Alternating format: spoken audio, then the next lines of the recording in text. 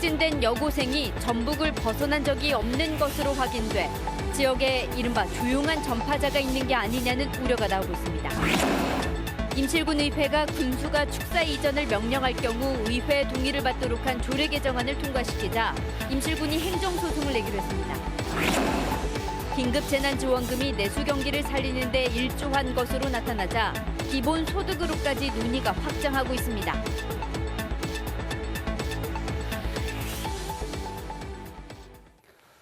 여러분 안녕하십니까?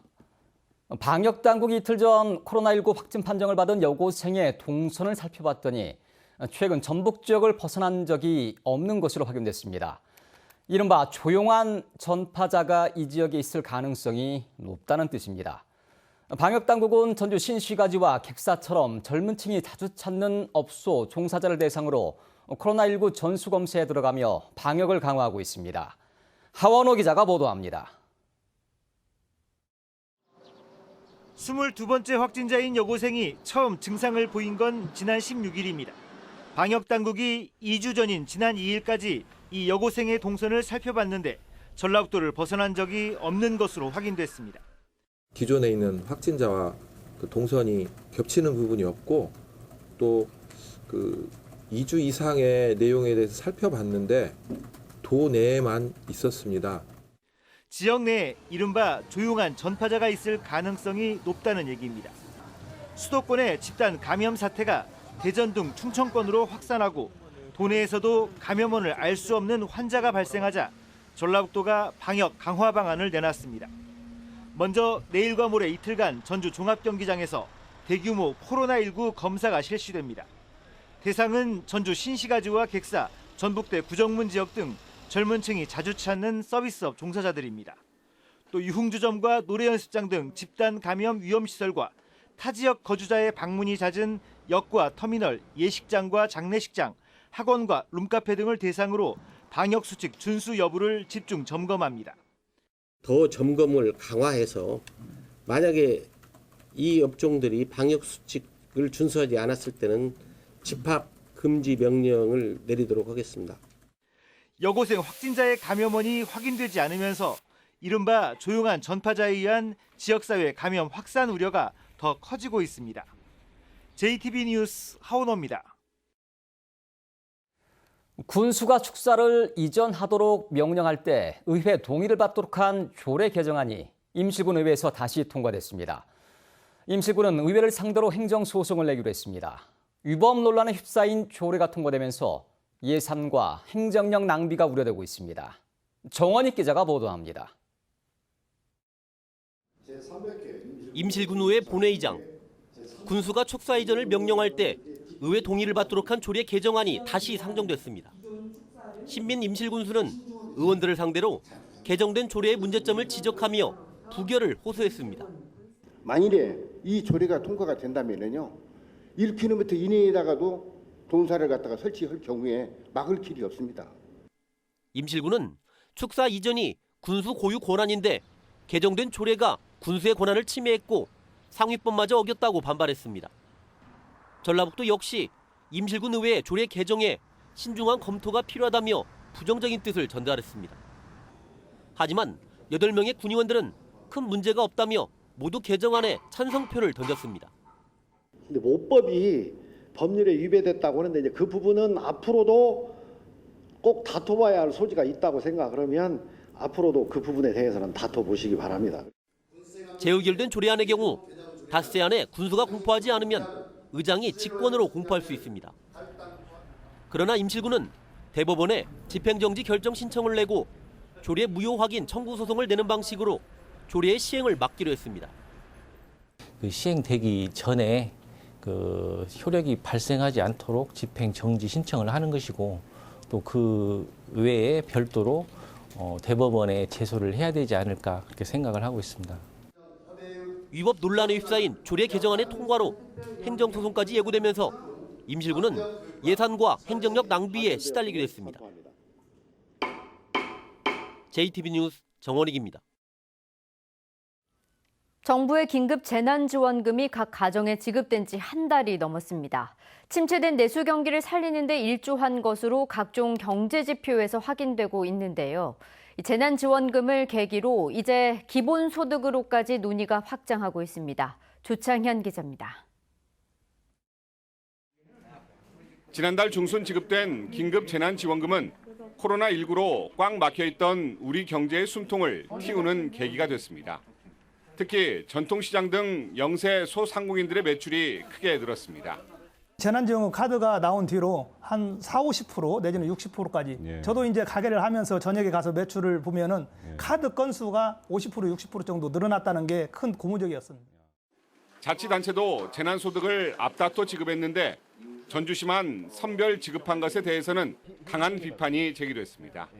전주시는 정말 그렇게 코로나19로 인해서 경제적 타격을 입은 취약계층이 없는가, 돈을 주고 싶어도 줄 수 없는 상황인가, 전주시의 지급 기준이 너무 높았던 건 아닌 것인지 이런 걸 한번 좀 종합적으로 살펴봐야 될 것 같고요.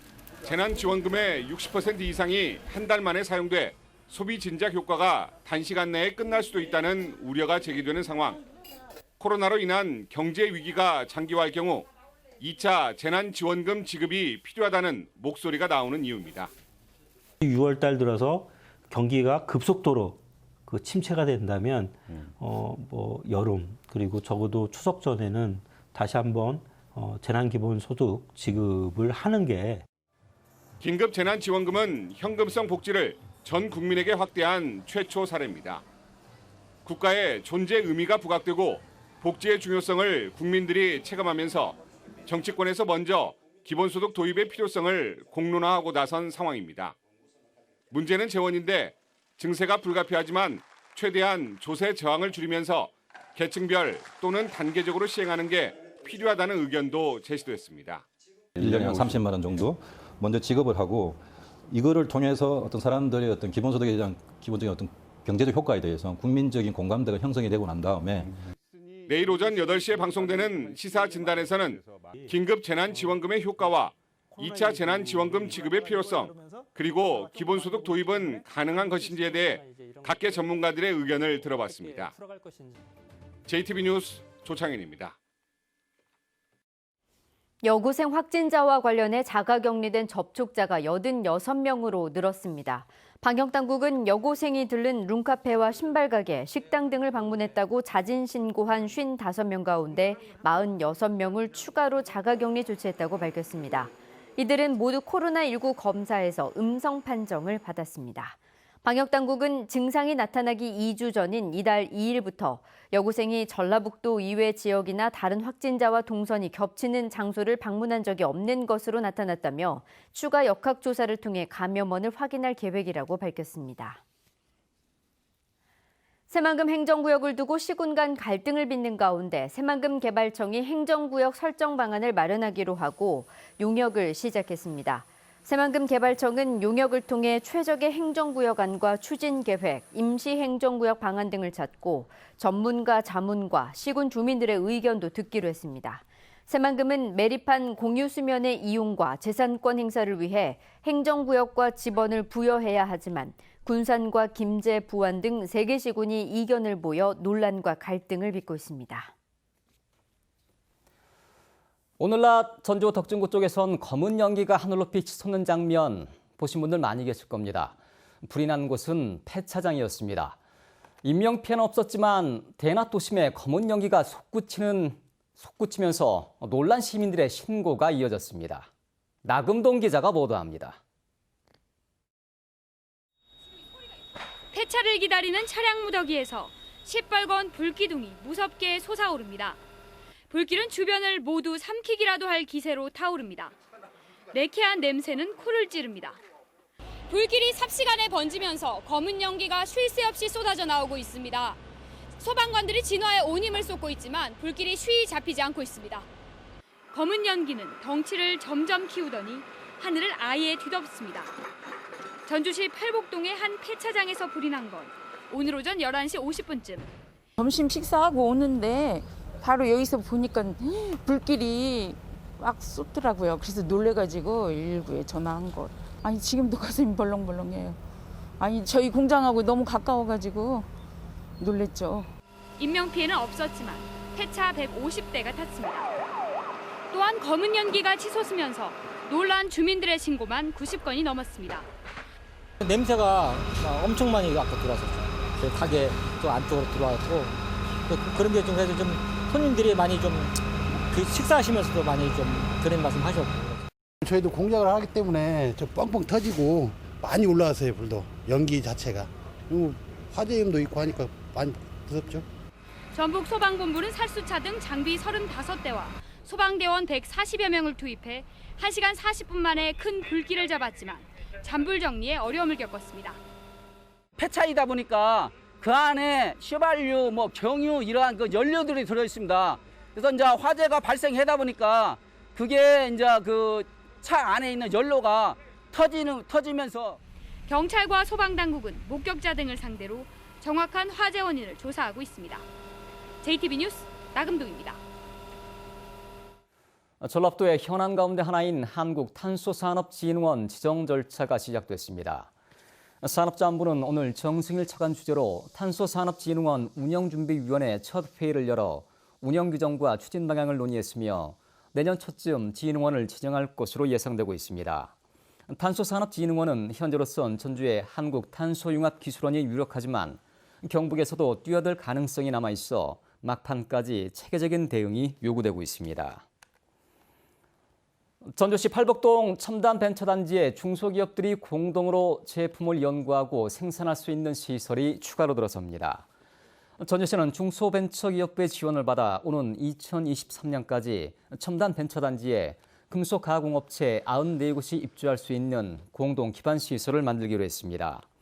이와 별도로 전주시는 오는 9월부터 첨단벤처단지에서 중소기업 64곳이 입주할 수 있는 전주 혁신 창업 허브를 운영할 계획입니다. 민주당의 도의회 후반기 의장단과 상임위원장 선거에 무려 23명의 입지자가 등록했습니다. 4파 전인 의장 선거에는 강용구, 송지용, 최운열, 한완수 의원 등 4명이 등록했으며 제1부의장은 최영일, 제2부의장은 이한기, 최영규, 최찬옥, 황영석, 황희탁 의원이 출마했습니다. 6자리의 상임위원장도 환경복지위원장을 뺀 5자리가 경쟁구도입니다. 민주당 도의원들은 오는 22일 2차 의원총회를 열어 의장단과 상임위원장 후보를 선출한 뒤 26일 본회의에서 최종 확정할 예정입니다.